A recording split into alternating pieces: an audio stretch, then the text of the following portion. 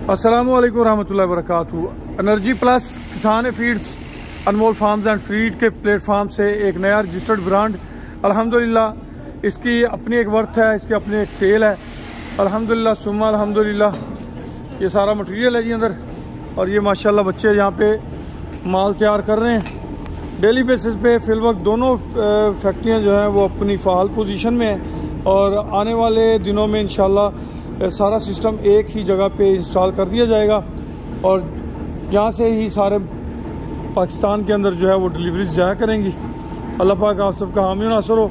अपने जानवरों की बेहतरीन हेल्थ और बेहतरीन नशो नुमा के लिए तरक्की वंडा कुर्बानी फीड इस्तेमाल कीजिए, तरक्की वंडा बकरा फीड इस्तेमाल कीजिए। बेहतरीन मिल्क प्रोडक्शन के लिए आप अपने जानवरों को मिल्किंग वंडा इस्तेमाल कीजिए।